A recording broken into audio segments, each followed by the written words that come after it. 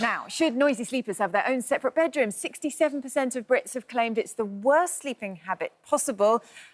This is what I have experience of sleeping next to. Think we can hear a quick burst? That's my husband. Yeah, sounds perfectly fine to me.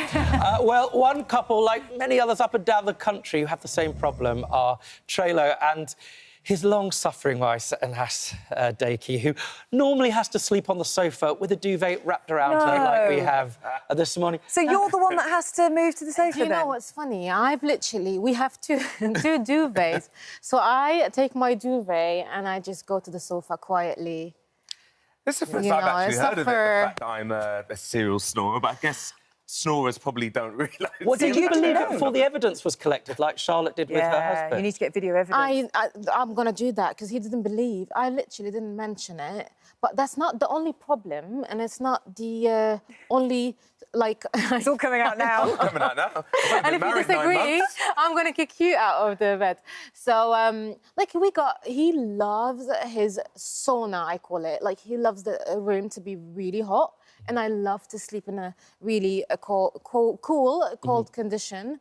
And I think that's another compromise. And I think it's what if we had the luxury of having two rooms, I would love to have my own I get it, but bed. I think the problem is this, though. I think the minute you start getting into separate rooms, it's a slippery slope, isn't it?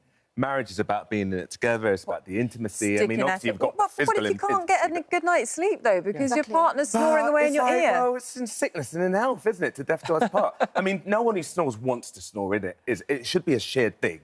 What's the cause of you snoring? It could be something serious, like sleep apnea, for instance, which has very serious ramifications. You should be in it together. Let's both work on it together. I don't agree. And deal with it. In it together, not suffering together. If someone is well enough to take care of the other person that's snoring, having a relaxed sleep... Can't you find some compromise? I mean, I'm fascinated to know what Charlotte does.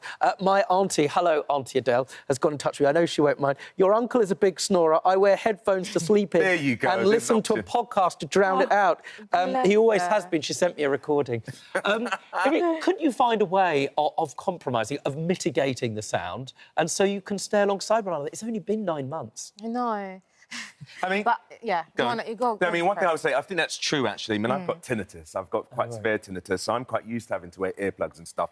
I'm not saying it's ideal, but it is an option to wear earplugs. And some people say, I don't know how your auntie does it, by the way, big ones, but you can wear custom earplugs. They're quite comfortable. Up for it? No.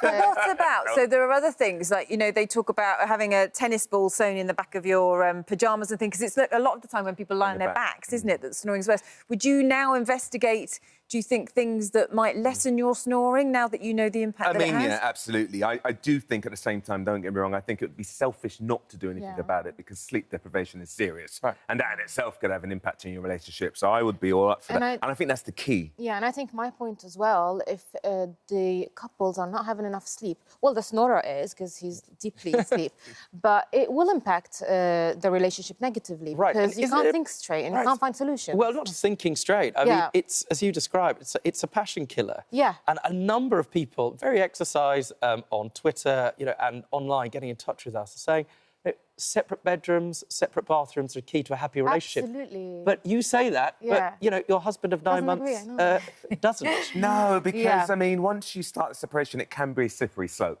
Then before you know it, they're on, like, some sort of dating app looking for another partner. God, preferably one that doesn't snore. No, you want to be together.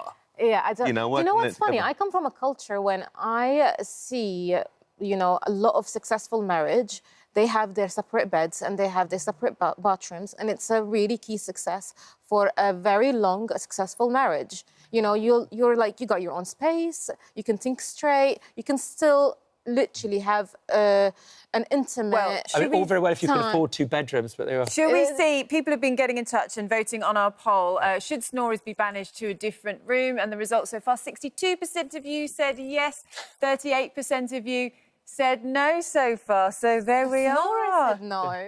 There we go. Lots of people getting in touch about that. Thank you all. Good Morning Britain is back on Monday from 6.